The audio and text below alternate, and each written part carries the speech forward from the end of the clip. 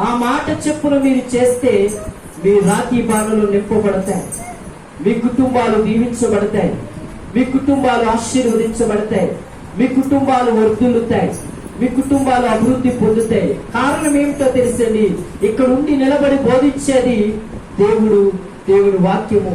వాక్యమై ఉన్న దేవుడు నీ హృదయం అనే పాత్రను కడిగి, నీ జీవితం అనే పాత్రను కడిగి, నీకున్న అలవాట్లను మార్చి, నీకున్న ప్రతి పరిస్థితులను మార్చి, నీకున్న ప్రతి విధమైన చింత శోధన, మరి ప్రతి విధమైన శాప దోష కీడులు తొలగించి ఆయన దీవెన ఆశీర్వాదాలతో నింపగలిగిన దేవుడు ఇక్కడ ఉన్నాడు. దేవునికి స్తోత్రం. హల్లెలూయా, హల్లెలూయా. అందుకని ఆయన అంటున్నాడు, ఈ వాక్యంలో చూస్తున్నాం.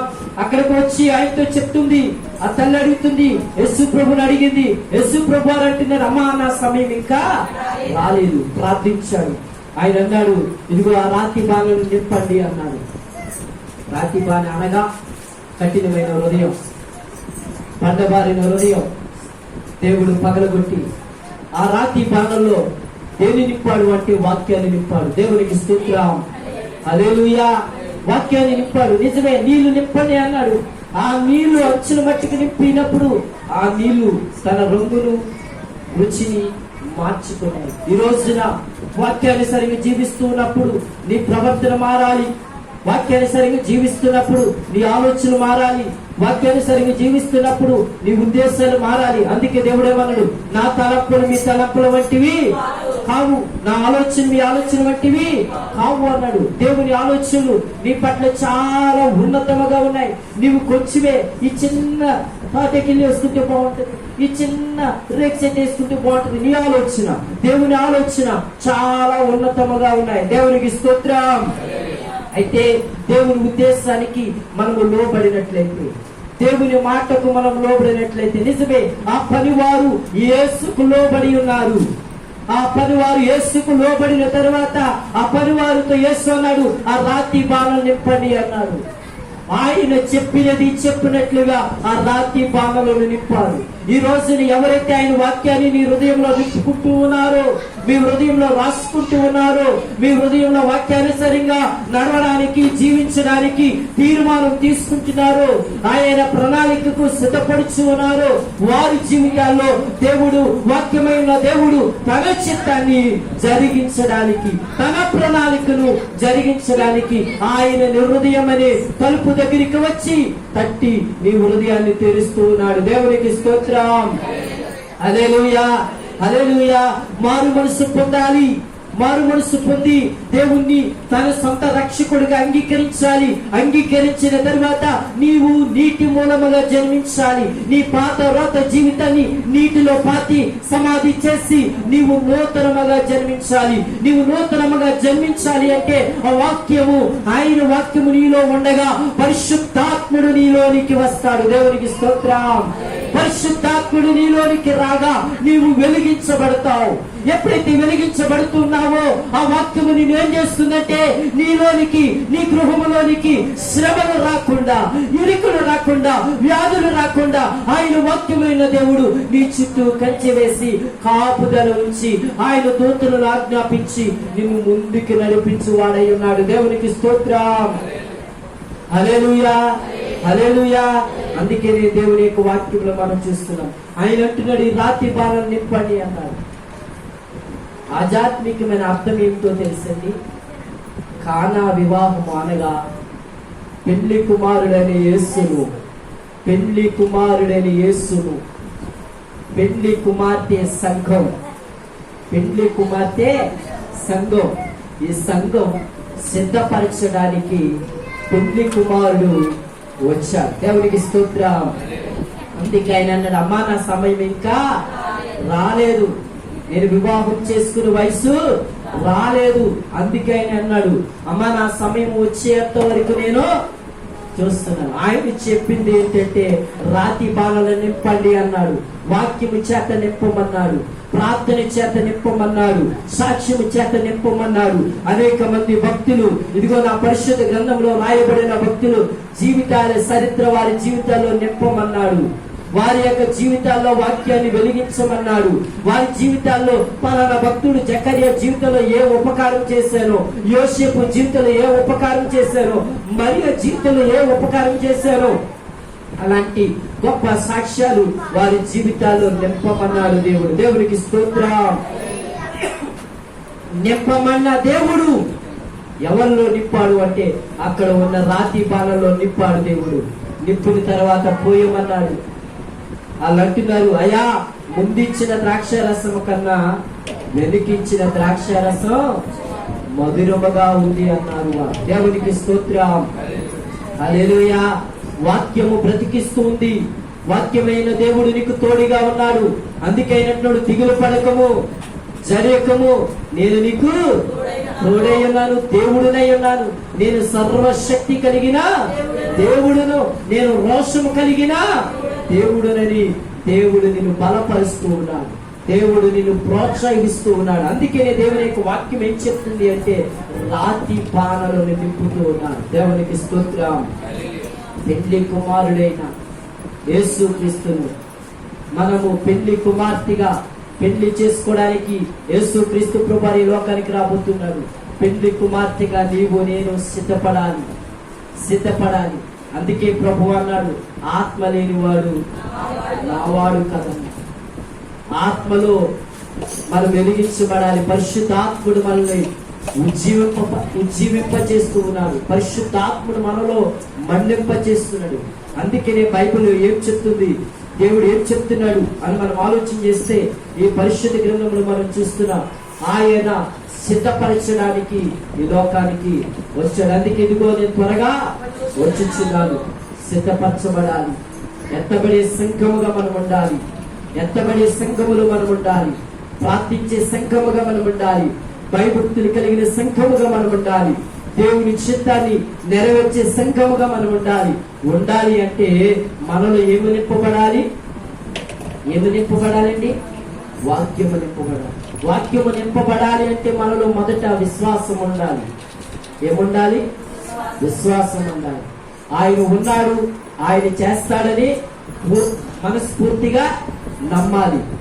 నమ్మిన తర్వాత ఆయన యందు భయభక్తులు కలిగి ప్రార్థించాలి. మనం చూద్దాం, కొంచెం జ్ఞానం చేసుకుందాం. ఆ లేఖనాన్ని చూస్తున్నాం. రాతి బాణాలు నింపిన తర్వాత మొదట పోసిన ద్రాక్షారసము కన్నా వెనుక పోసిన ద్రాక్షారసము మధురముగా ఉంది. ఈ రోజున అమ్మా ఫస్ట్ లో ప్రారంభములో పడిన కష్టాలు ఇప్పుడు ఉన్నాయా? ఫస్ట్ లో ప్రారంభంలో ఆహారము లేదు, సరైన ఆహారము తిందామంటే సరైన ఆహారం లేదు, కట్టుకుందామంటే వస్త్రము లేదు, సరిగ్గా ఉందామంటే నివాసం లేదు. ఈ రోజున ఆహారానికి లోటు లేదు, వస్త్రానికి లోటు లేదు, నివాసానికి లోటు లేదు. ఈ దేనికి లోటు ఉంది అంటే ఆరోగ్యానికి లోటు. ఏమండి? ఏమి లోటు లేదు? ఆస్తికి లోటు లేదు, ఆరోగ్యానికి లోటు. ఆయుస్సు ఎందుకు అంటే దేవుని చేతిలో ఏమున్నవి అంటే దేవుని చేతిలో ఆరోగ్యం ఉంది. దేవుని చేతిలో ఆరోగ్యం ఉంది. దేవుని చేతిలో ఆయుష్ ఉంది. ఏమండి? ఆయుష్ నువ్వు ఎవరి దగ్గరికి వెళ్ళి అడుగుతావు? అడగండి. నా ఆయుష్ ఎంత? నా ఆయుష్ నువ్వు పొడిగించగలవా అని అడగండి. ఆయుష్ ఎవరి దగ్గర ఉంది? దేవుని సన్నిధి. అందుకైనా ఒక దినము దేవుని సన్నిధిలో గడిపితే 1000 దినముల కంటే శ్రేష్టమన్నాడు. దేవుని సన్నిధికి క్రమము తప్పకుండా రావాలి. ఆదివారం, శుక్రవారం మనం ఎప్పుడు దేవుని పాదాల దగ్గర ప్రార్థించుకునే వారిగా ఉండాలి. ఆమె అనేసి ఒకరు వెనుకాడిపోయే వారిగా ఉండాలి. కొందరు ఉంటారు, వారు ఎల్లరు వెళ్ళేవాడిని వెళ్ళరు, వారు రారు వచ్చేవాడిని. అందుకే అన్నాడు, విశ్వాసికి అవిశ్వాసికి పూర్తి ఎక్కడ అన్నాడు దేవుడు. దేవుడికి స్తోత్రం. మనను చూడగా మన విశ్వాసమును వారికి మాదిరికరంగా ఉండాలి. మన ప్రవర్తన వారికి దీవెనకరంగా ఉండాలి. మన ప్రవర్తన వారికి ఆశీర్వాదకరంగా ఉండాలి. మన యథార్థత, నీతి దేవునిని నెరవేర్చినప్పుడు మనలో నుండి దేవాతి దేవుడే గొప్ప కార్యాలు, దేవాతి దేవుడే గొప్ప మేలులు, దేవాతి దేవుడే తన చిత్తాన్ని ద్వారా అనేకమైన ఆశీర్వాదమైన కార్యాలు దేవుడు జరిగిస్తాడు. దేవునికి స్తోత్రం. హల్లెలూయా. అందుకనే బైబిల్ లేఖల నుంచి మనం ఒకసారి చూడండి. 128వ కీర్తన ఒకసారి తీయండి. ఎందుకంటే మీకు తెలిసినవే ఒకసారి మళ్ళా నేను జ్ఞాపకం చేస్తున్నాను. దేవునికి స్తోత్రం. యెహోవా యందు భయభక్తులు కలిగి ఆయన త్రోవల యందు నడిచి వారందరూ ధన్యులు. దేవునికి స్తోత్రం. ఒకసారి చూడండి, అక్కడ రాయబడి ఉంది, యెహోవా యందు ఏం కలిగి ఉండాలి? ఏం కలిగి ఉండాలి? భయభక్తులు కలిగి ఉండాలి. ఇది ప్రాముఖ్యం. క్రైస్తవ జీవితంలో, క్రైస్తవ కుటుంబానికి, క్రైస్తవ జీవితానికి మొదట మెట్టేమిటి అంటే దేవుని యందు భయభక్తులు ఉండాలి. ఎప్పుడైతే భయభక్తులు ఉంటాయో విశ్వాసము ద్వారా కార్యాలు జరుగుతాయి. ఎప్పుడైతే విశ్వాసము ద్వారా కార్యాలు జరుగుతాయో మన యథార్థత, నీతి దేవుని చిత్తాన్ని జరిగించేస్తుంది. దేవునికి స్తోత్రం. హల్లెలూయా. అందుకనే దేవుని యొక్క వాక్య భాగంలో చూస్తూ ఉన్నాం, యెహోవా యందు భయభక్తులు కలిగి ఆయన త్రోవల యందు. ఎవరంటండి? ఎక్కడ నడిచేవారు? అదేంటి, ఏమండి, మన కాకినాడ వెళ్ళడానికి ద్రాక్షారామ నుంచి ఒక రూట్ ఉంది, యానం నుంచి ఒక రూట్ ఉంది, ఇలాగ రామచంద్రపురం చోడవరం నుంచి ఒక రూట్ ఉంది, అట్టి వెళ్తే బెక్కువల నుంచి ఒక రూట్ ఉంది, ఇంకా కొంచెం ఎదరికెళ్తే సామర్లకోట నుంచి కూడా. ఏమండి, కాకినాడకి ఎన్ని మార్గాలు ఉన్నాయి? లేవా? ఏ ఊరు వెళ్ళడానికి? ఏ ఊరు వెళ్ళడానికి? కాకినాడ వెళ్ళడానికి. అంటే అందులో సరైన మార్గం ఏంటి? దగ్గరగా ఉన్నది ఎంచుకుంటారా? అంటే బండి మీద వెళ్ళినాడు ఏమి ఆలోచిస్తాడు? Short cut. అంటే దగ్గరగా ఉండే మార్గం ఏదో అది. దేవుడు అంటున్నాడు, ఈ లోకంలో ఎన్నో మార్గాలు నీకు ఉండొచ్చు, కానీ యేసు మార్గము ఏమిటి బోధిస్తూ ఉంది? యేసు మార్గము ఏమి చూపిస్తుందంటే, యేసు నేనే మార్గము, నేనే సత్యము, నేనే జీవము, నా ద్వారా తప్ప ఎవరి దగ్గరికి వెళ్ళలేరు. తండ్రి అద్దే ఉన్నాయి. ఏమండి, నా దేవుడు ఐశ్వర్యవంతుడండి. దేవునికి స్తోత్రం. నా దేవుడు ఐశ్వర్యవంతుడు.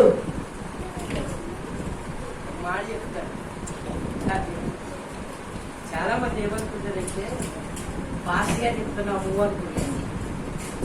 ఎవరికి చెప్తున్నారంటే పాస్గా నేనంటాను, దేవుడికి కూడా ఇవ్వవద్దు, పాస్టర్ గారికి ఇవ్వద్దు, దేవునికి ఇవ్వద్దు. ఎవరికి ఇవ్వాలి? ఏమండి, ఎవరికి ఇస్తారు? నువ్వు దేవునికి, పాస్టర్ గారికి ఇవ్వకు. నీవు ఆశీర్వదించబడాలి అనుకుంటే దేవుని దగ్గర దాచుకో. దేవునికి స్తోత్రం. ఏమండి, కెనరా బ్యాంక్ లో దాస్తున్నావు, ఆంధ్ర బ్యాంక్ లో దాస్తున్నావు, స్టేట్ బ్యాంక్ లో దాస్తున్నావు, మా బ్యాంక్ మేనేజర్. దేవుని స్తోత్రం. అంటే ఎక్కడ దాస్తున్నాం మనం? ఏమండి, ఎవరి కోసం దాస్తున్నాం? పిల్లల కోసమేగా. పిల్లల కోసం ఈ వాక్యాన్ని లేక ఆశీర్వాదాన్ని దాచి ఇవ్వగలుగుతున్నావా? దీవెనను దాచి ఇవ్వగలుగుతున్నావా? ఇవ్వాలి అనుకుంటే దేవుని యొక్క వాక్యం ఏం చెప్తుందో తెలిసింది. పాస్టర్ గారికి ఇస్తున్నానని ఎప్పుడు నువ్వు ఇవ్వద్దు. దేవునికి ఇస్తున్నాననేసి నువ్వు ఎప్పుడు అనుకోవద్దు. నువ్వు ఎవరికి ఇస్తున్నావు అనుకోవాలి తెలుసా? నేను ప్రభువుకు దాస్తున్నాను. ఎందుకంటే నువ్వు దాచిన ధనము అక్కడ సిమెంట్ పట్టదు, ఉప్పు పట్టదు, దొంగలించదు. దేవునికి స్తోత్రం. హల్లెలూయా. మరొక సత్యం ఏమిటో తెలుసా? దశమ భాగం చూపిస్తే నీ పరిస్థితులు మారిపోతుంది. దేవునికి స్తోత్రం. ఈ మాట నేను అనుకోను. చాలా మంది అంటారు దశ మారిపోతుంది, దశ అంటారు కదా. దశమ భాగము, దశమ భాగం ఎప్పుడు ఇస్తావో అప్పుడు నీ దశ పరిస్థితులు మారిపోతాయి. దేవునికి స్తోత్రం. అందులోనే ఉంది ఆశీర్వాదం. ఇచ్చే దశమ భాగము దేవుని సొమ్ము. అది దొంగలించడానికి మాత్రము అర్హులము కాము. దేవునికి ఇచ్చి ఆ ఆశీర్వాదం అంటే దేవునికి ఇచ్చంటే దేవుని దగ్గర దాచుకుని. అందుకే అన్నాడు బంగారు ఇల్లు కట్టబడాలి. ఎక్కడ కట్టబడాలి? ఎక్కడ కట్టబడాలి? పరలోకంలో నీ కొరకు బంగారు ఇల్లు కట్టబడాలి. నాకై కట్టేను బంగారు ఇల్లు సుందరము కన్నీరు కలతలు లేవు దేవుడికి స్తోత్రం. మనకై కట్టబడిన బంగారు ఇంటిలో దాచుకోవాలి. ఒక రోజు మనం అక్కడికి వెళ్ళినప్పుడు నీవు ఇక్కడ దాచుకున్నది దేవుని మందిరములో దాచుకున్నది ఒక రోజుని నీ కొరకు అద్భుతమైన ఇల్లు కట్టబడుతుంది. అక్కడ అంటాడు, అమ్మా ఇదిగో నీవు నా దగ్గర దాచుకున్నావు, ఇదిగో నువ్వు నాకు ఇచ్చి నా దగ్గర పెట్టావు, ఇదిగో నా దగ్గర దాచావు, ఇదిగో నీ కొరకు నేను బంగారు ఇల్లు కట్టాను. ఈ ఇల్లు నీదే. భూలోకంలో నీకు ఇల్లు లేదేమో, భూలోకంలో ఉండడానికి సరైన వసతి లేదేమో, భూలోకంలో నేను ఎవరు పట్టించుకోలేదేమో, భూలోకంలో నీకేమీ లేదనుకుంటున్నావేమో. ఇదిగో నీవు నాకు ఇచ్చిన తర్వాత, నీవు నా దగ్గర దాచుకున్న తర్వాత ఇక్కడ నేను బంగారు ఇల్లు కట్టాను అంటున్నాడు దేవుడు. దేవుడికి స్తోత్రం. హల్లెలూయా. ఎందుకంటే బైబిల్ లేఖనంలో చూస్తున్నాం, ఒక తల్లి ఇలా చెప్తుంది, ఒక తల్లి ఇలా కట్టింది ఇల్లు, దేవుని యొక్క ఇల్లు, బంగారు ఇల్లు. దేవుని యొక్క వాక్యంలో మనం చూస్తున్నాం, వాక్యం చేత ఈ హృదయం అని ఇల్లు కట్టాలి. దేవుడు అన్నాడు, దేవుడు చెప్పాడు, ఏమన్నాడు? ఈ దేహమే దేవుని ఆలయము, ఈ దేహమే దేవుని ఆలయము. ఆ ఆలయము వాక్యం చేత కట్టబడకపోతే, ఆ ఆలయము ప్రార్థన చేత కట్టబడకపోతే, ఆ ఇల్లు దేవుని వాక్యము చేత ప్రార్థన చేత కట్టబడకపోతే ఆ ఇల్లు ఏమైపోతుందంటే పడిపోతుంది, తొలిపోతుంది. అందుకే దేవుడు అన్నాడు, ఇద్దరు మనుషులు ఇల్లు కట్టారంటండి. దేవుడికి స్తోత్రం. హల్లెలూయా. ఇద్దరు మనుషులు ఇల్లు కట్టారు. ఒక ఆయన ఇసుక మీద కట్టాడు, ఒక ఆయన ఎక్కడ కట్టాడండి? ఎక్కడ కట్టాడు? లోకానుసారమైన లోక ఆలోచనలతో, లోక తలంపులతో, లోక మాటలతో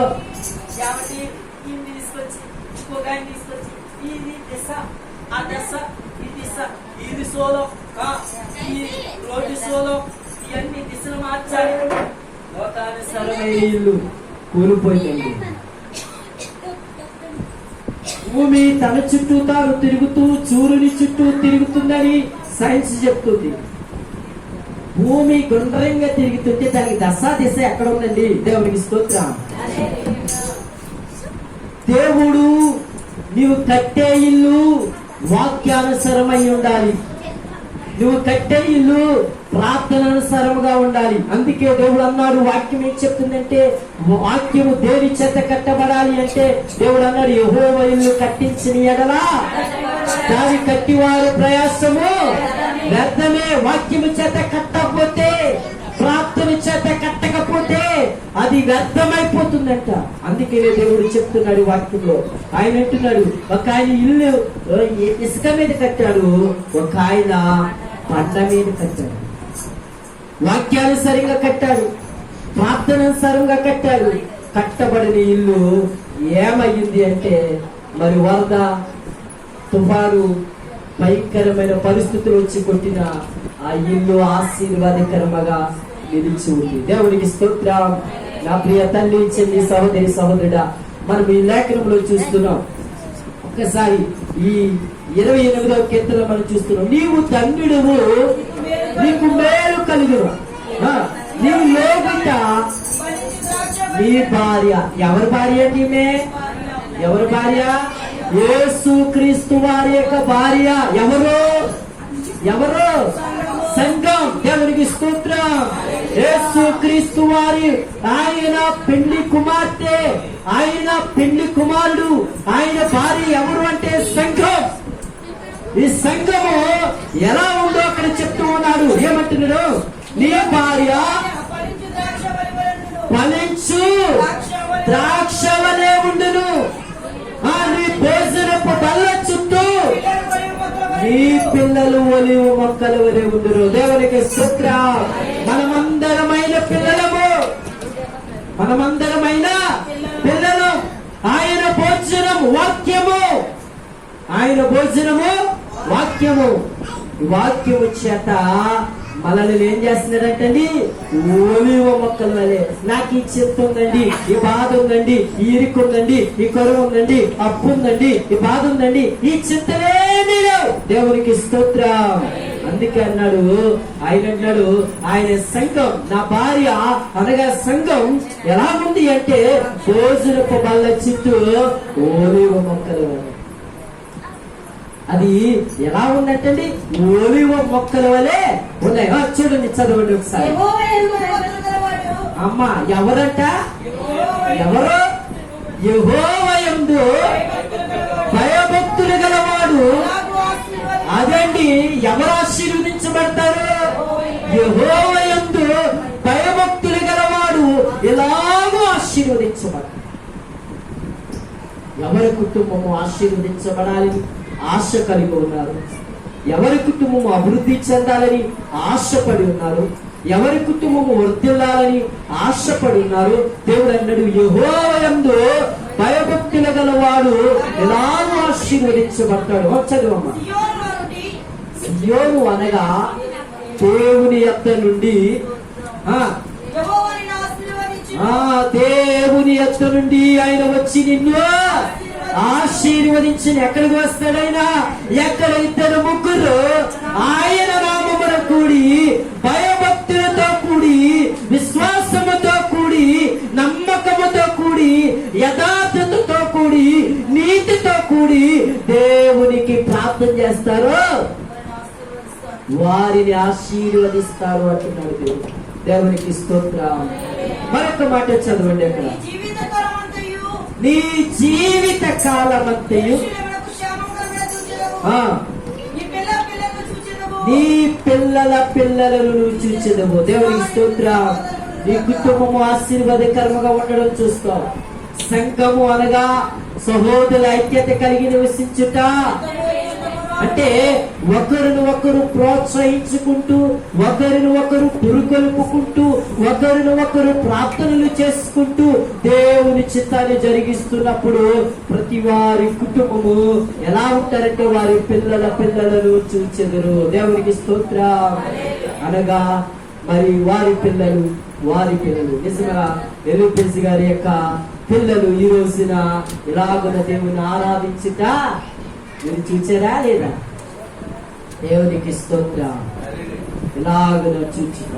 ఆనందరావు గారు ఇలాగున వాక్యము బోధిస్తూ ఇలాగున దేవుని ఆరాధించుట చూస్తూ ఉన్నాం. దేవునికి స్తోత్రం. అంటే దేవుని యొక్క వాక్యం ఏం చెప్తుంది మనకి అని మనం ఆలోచన చేసుకుంటే, వాక్యమైన దేవుడు మనకి ఏం చెప్తున్నాడు మనం ఆలోచన చేసుకుంటే, దేవుని యొక్క వాక్యము మనల్ని బ్రతికించింది. దేవునికి స్తోత్రం. దేవుని వాక్యము మనల్ని బ్రతికించింది.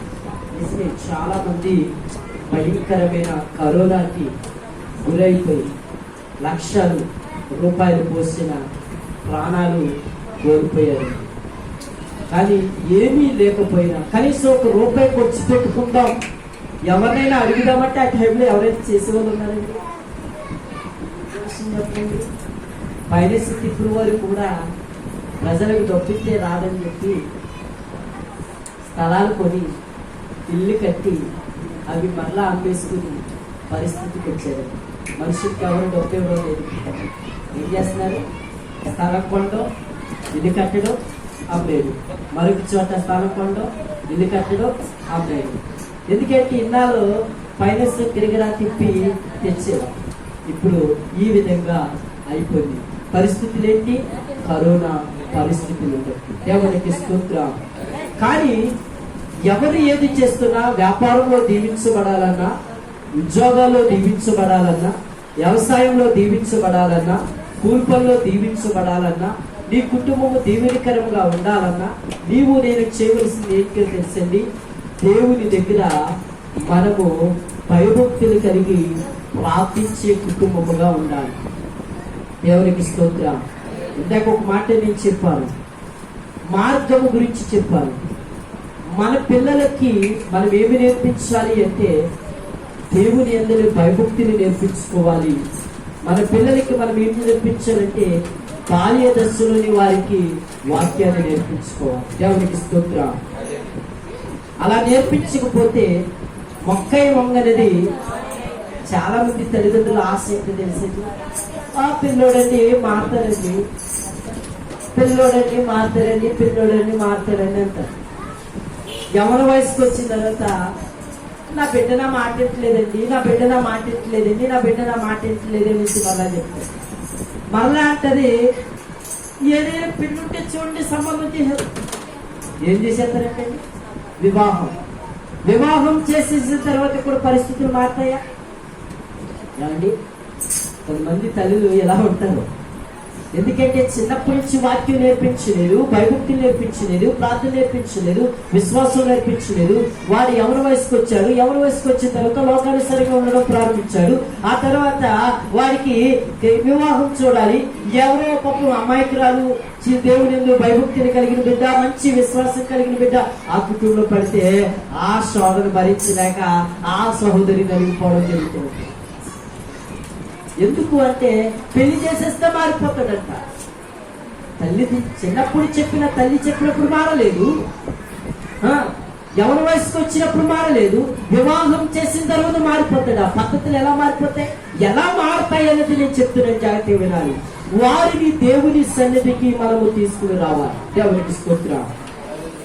వాక్యము ఎప్పుడైతే వింటారో, వాక్యము ఎప్పుడైతే వారి హృదయంలోనికి వెళ్తాదో, వాక్యము వారి హృదయాన్ని ఎప్పుడైతే మారుతుందో, వారి జీవితాన్ని, వారి పరిస్థితులను, వారి జీవితాన్ని, వారి బ్రతుకును, వారి కుటుంబాన్ని మార్చేస్తుందండి. దేవునికి స్తోత్రం. వాక్యము వారి హృదయాన్ని మారుస్తుంది, వారి పరిస్థితులు మారుస్తుంది, వారి ఆలోచనలు మారుస్తుంది, వారి తలంపులు మారుస్తుంది. ఆ వాక్యమైన దేవుడే వారిని భవిష్యత్తులో ఆశీర్వదకరంగా దేవుడు చేస్తాడు. దేవునికి స్తోత్రం. హల్లెలూయా. వారు ఏం చేస్తారంటే, వాక్యానుసారంగా జీవించిన వారు ఏం చేస్తారంటే, అనేక మంది వేలాది పిల్లలకు, పేదవారికి, విధవరాలికి, అనేక మంది పేద పిల్లలకు సహాయం చేసే పిల్లలుగా ఉన్నారండి. దేవునికి స్తోత్రం.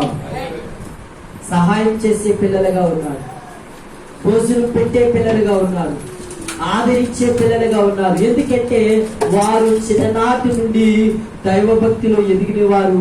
వారు కరువేంటో, కష్టమేంటో, బాధ ఏంటో, శ్రమ ఏంటో వారు ఎరిగిన వారు కనుక వారికి ఏం చేశారంటే పెట్టగల స్తోమత, పెట్టగల దీవెన, పెట్టగల ఆశీర్వాదాన్ని దేవుడు వారికి ఇచ్చాడు. దేవునికి స్తోత్రం.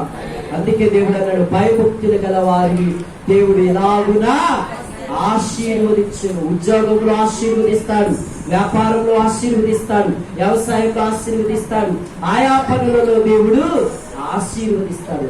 ఆశీర్వాదానికి ఏమాత్రం కూడా లోటు ఉండదండి. ఎప్పుడు దేవుని యందలి భయభక్తులు కలిగినప్పుడు. దేవునికి స్తోత్రం. హల్లెలూయా. ఎందుకంటే బైబిల్లో మనం చూస్తున్నాం, పరిశుద్ధ గ్రంథంలో మనం చూస్తాం, మొదటి కీర్తనలో మనం చూస్తాం, నన్ను అడుగుము జనములకు నీకు సాక్ష్యముగా ఇస్తానన్నాడు. దేవుడు లెక్కలేని పిల్లలను, లెక్కలేని కుమారులను దేవుడు ఇస్తాడు. పట్టణాన్ని, జనంగాన్ని దేవుని మందిరంలోనికి దేవుడు నడిపిస్తాడు. మనం ఏం చేయాలంటే సంఘముగా ప్రార్థన చేయాలి. సంఘముగా మనము ప్రార్థన చేయాలి. రెండవదిగా మనం చూస్తాము, మరి మన యొక్క పిల్లలు ఎలా ఉండాలి అంటే ఫలించాలి. అందుకే కీర్తనైన అతడు నీటి కాలవారన నాటబడినదే ఆకు వాడక కనకాల మంది ఫలమిచ్చు చెట్టు వలె ఉండును. అంటే చెట్టు ఉంటే సరిపదు, ఆ చెట్టుకు మంచి ఫలాలు ఉండాలి. దేవునికి స్తోత్రం. ఏంటి, చెట్టు ఎంతైనా ఉంటుందండి. చెట్టు అంటే చాలా మంది దగ్గర ఉంటుంది, కానీ చాలా మంది